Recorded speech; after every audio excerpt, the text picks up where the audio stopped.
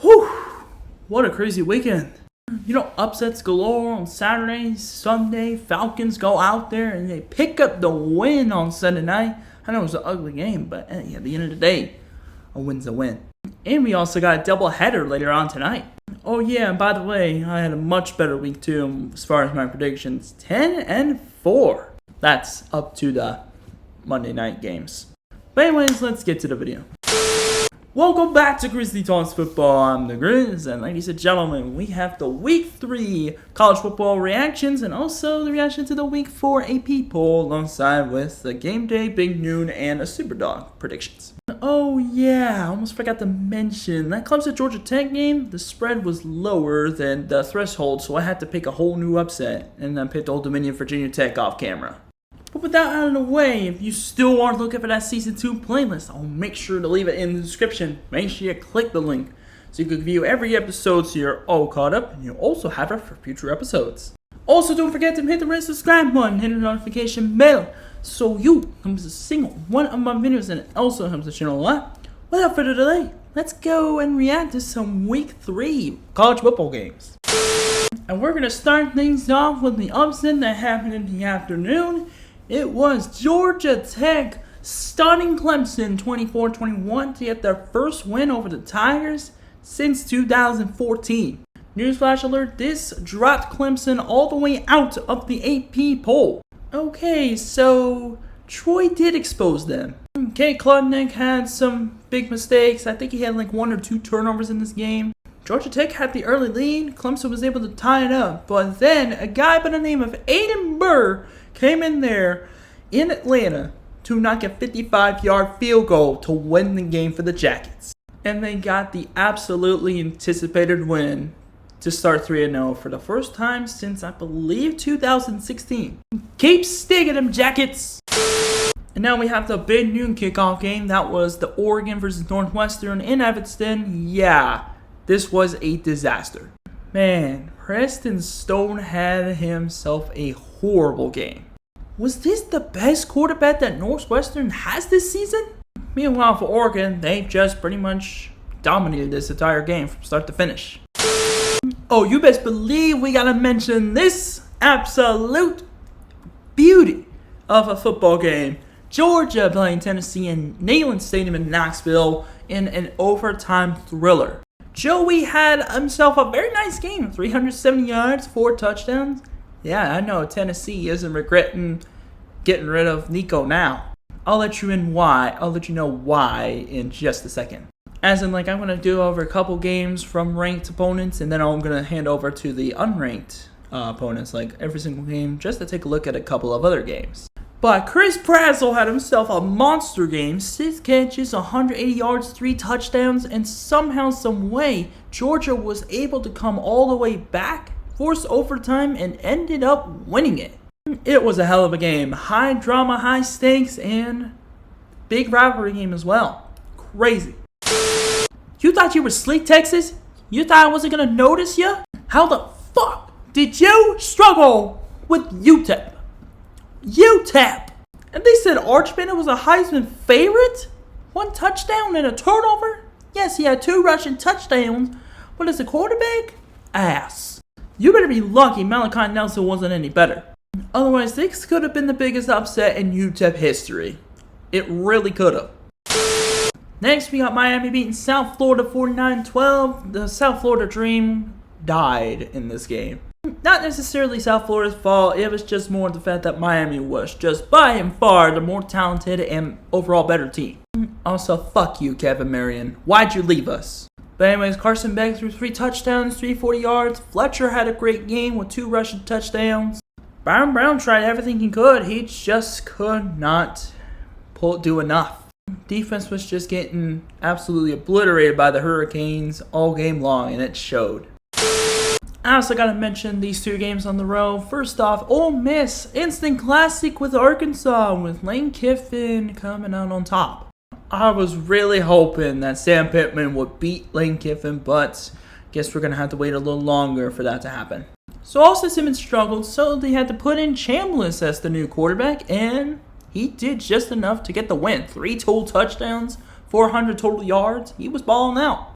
Taylor Green had 2 touchdowns in his own right and 420 yards as well. Unfortunately, it was Lane Kiffin who came out on top. Lane Kiffin's squad.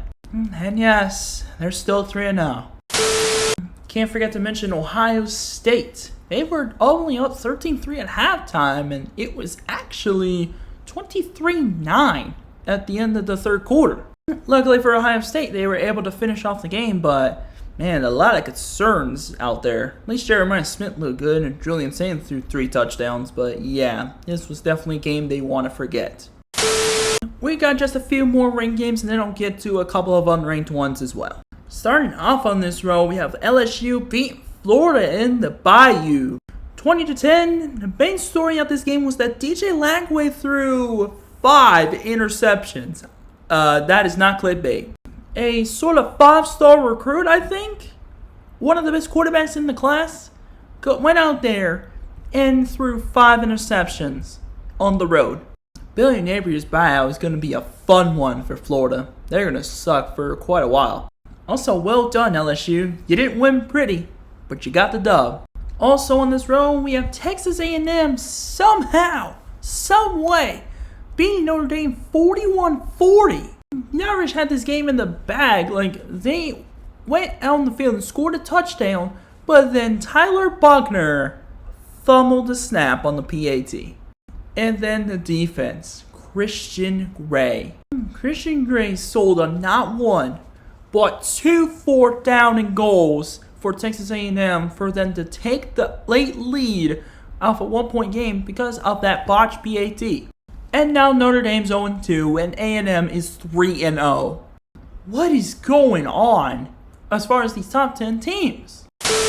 And the final team regarding ranked opponents is South Carolina.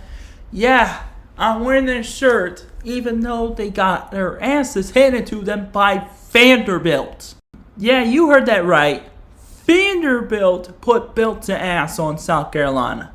That is the second time in 2 years, I believe, that they have taken down a ranked SEC opponent. This time, they get one on the road. This is a different Vanderbilt. You're not used to the Vanderbilt that's become a punching bag for several decades. This is a much different Vanderbilt team. Now they're starting 3-0 heading into the game against Georgia State. Will the dream live for Vanderbilt or will it die instantly? I guess we'll find out next week. I want to mention a little MAC game here. Buffalo and Kent State had a heck of a game here with Buffalo edging out the Golden Flashes 31-28. Kent State almost had it, but they allowed a touchdown late and they ended up losing. Needed to mention Troy a bit. How the hell did you go from almost upsetting Clemson to getting your asses kicked by Memphis? Now don't get me wrong, Memphis is a really good team, but for Troy to do that, to have Gilchrist have the kind of game he had against Clemson and then to absolutely shit the bed is crazy. It gets funnier and funnier every time the Monarchs beat the Hokies. This time, 45-26, Old Dominion comes away with a blowout victory in Blacksburg. Jones tried everything, he was good. It was just the defense was just letting up score after score after score. Well, those touchdowns came in the fourth quarter because they didn't do jack in the first half. They had 0 points. It was 28-0. And this game got Brent Pry fired. I'm going to talk about a couple more games. First off, I know you're looking at what happened with UCLA. They got their asses handed to them in LA by New Mexico. The same New Mexico that lost their OC and quarterback to Utah. More on them and their matchup next week later. But man, this game got Deshaun Foster fired, and deservedly so. The guy sucked ass as a head coach.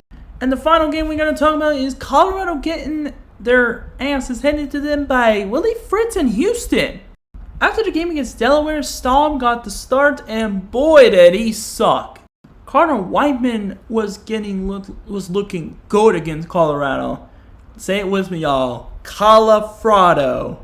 Coach Prime, yeah. Having Travis Hunter and Shedeur Sanders leaving was the worst thing that could have happened to you. Because now you make Willie Fritz's Houston team an actual threat in the Big 12. Oh, by the way, you just saw it up top. Arizona's 3-0 and Kansas State is 1-3. I predicted these guys to win the Big 12 and they're 1-3 now. How the mighty have fallen. As far as Week 4 games are coming up, big noon kickoff is between Texas Tech and Utah in Salt Lake. That's right, ladies and gentlemen. Big noon kickoff is going to Utah, going to the SLC. Utah's favored by 3.5. I believe Utah is going to win this one. I think it will be close. It'll be like 3 points, so Texas Tech will cover, but Utah will eke out a win. And also, I just can't stand Texas Tech, man. I can't stand them being ranked. They have not been worthy of a top 25 ranking at all. Who they played? Oregon State? Their ass. And this is the only time I'm cheering for Utah? Get it done, Winningham. Not a college game day, we do have a ranked matchup between Auburn and Oklahoma. Jackson Arnold's old team. Yeah, Oklahoma is much better without Jackson Arnold, to be honest. I don't know if it's Jackson Arnold or it's Venables coaching. I think the Sooners are still going to win in Norman. Very shocking, but yeah. Want to guess what college game day is? Florida, Miami. Yeah, the same Florida team that got embarrassed by LSU, which DJ Lager threw 5 interceptions. Yeah, the Canes are definitely beating Florida. There is also one more ranked matchup between Illinois and Indiana, and for some reason, Indiana is favored.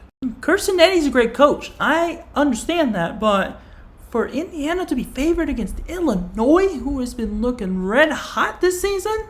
Are you serious? I'm taking Illinois all day. The reason being, a lot of their great players that helped that team make the playoff are all gone now.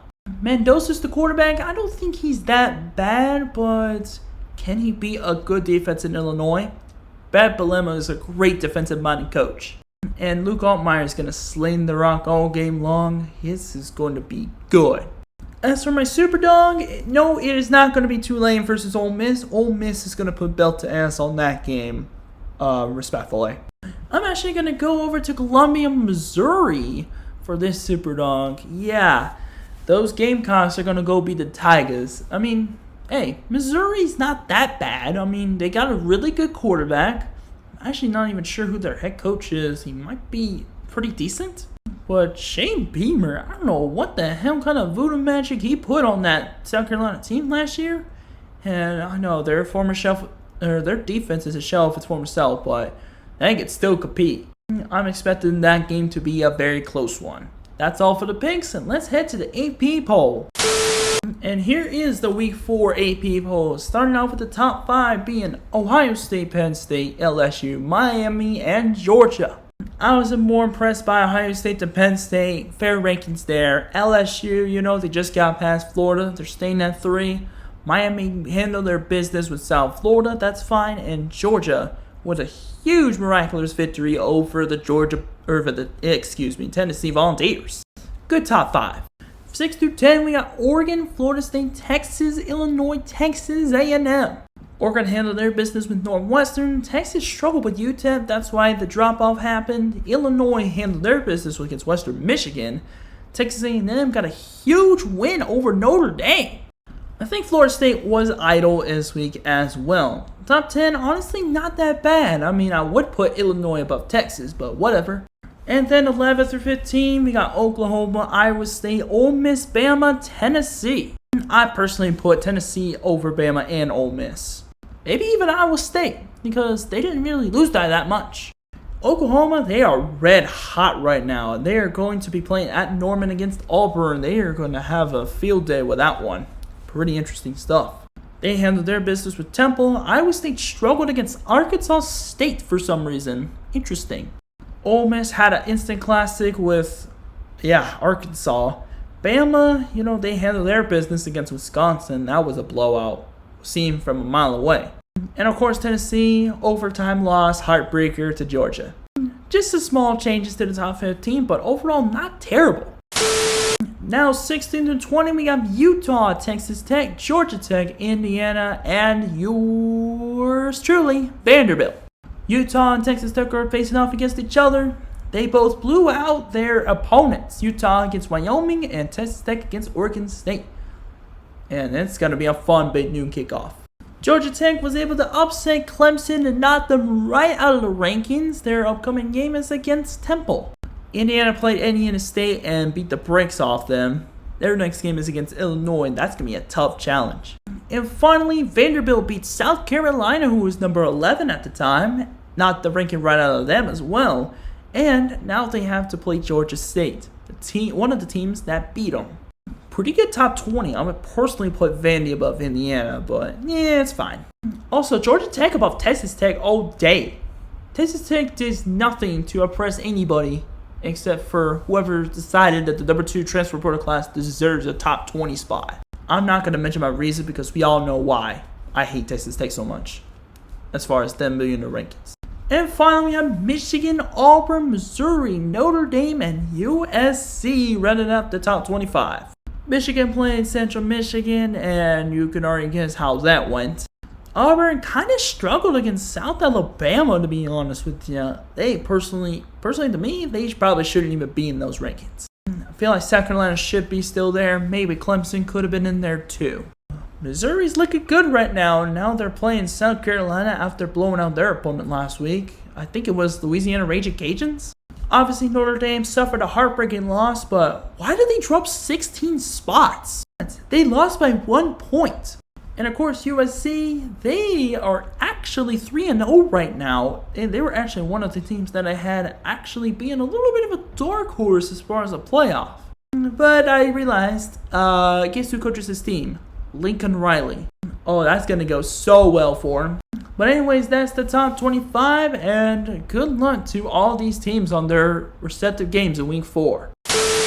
That'll do it for this episode of Grizzly Talks Football. You enjoyed this episode, make sure you give this a big 10 thumbs up. Hit the red subscribe button and hit the notification bell so you don't miss a single one of my videos.